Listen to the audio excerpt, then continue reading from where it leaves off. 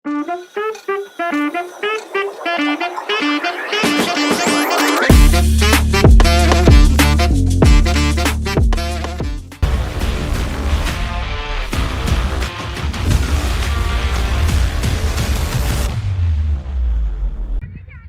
আলাইকুম, welcome back to my channel Naim Noor creation. তো আজকে আমি যে বাইকটা সম্পর্কে রিভিউ দিতে যাচ্ছি সেটা হচ্ছে এক্স ব্লেড। এটা কত কিলোমিটার চলেছে এবং এর খুঁটিনাটি সব তথ্য আজকে আমি এই ভিডিওতে দিব। 38,000 কিলোমিটারে চলছে, যেটা আমার বাবা এখন চালাচ্ছেন। তো এই বাইকের সম্পর্কে আমি আজকে বলবো যে খারাপ দিক এবং ভালো দিক এই সব কিছু আমি আজকে এই রিভিউর মাধ্যমে তুলে ধরবো। প্রথমেই কথা বলি লুকস নিয়ে। এক্স ব্লেডের ডিজাইনটা সত্যিই অ্যাগ্রেসিভ। ফ্রন্টে robotic LED headlamp, muscular fuel tank, sharp body panels, পুরো বাইকটা straight fighter vibe. Side profile খুবই sporty, rear section compact, graphics premium.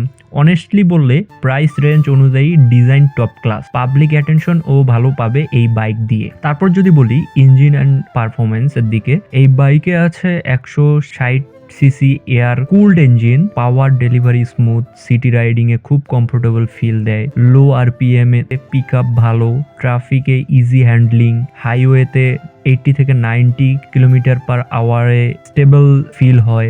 Gear shifting smooth, clutch soft, engine vibration almost negligible.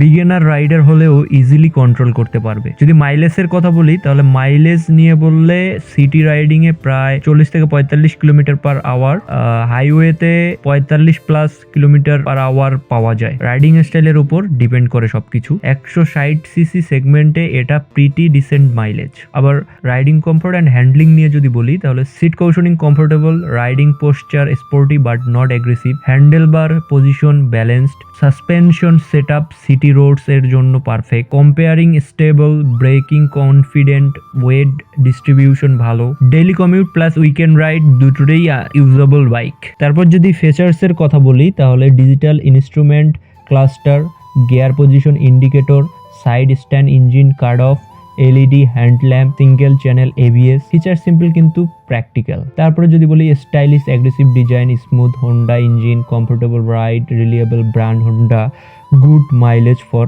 160 CC. ভিডিওটা ভালো লাগলে অবশ্যই like করবেন, subscribe করতে ভুলবেন না, আর কমেন্ট করে জানান আপনার মতামত কি এই বাইক নিয়ে। Thanks for watching.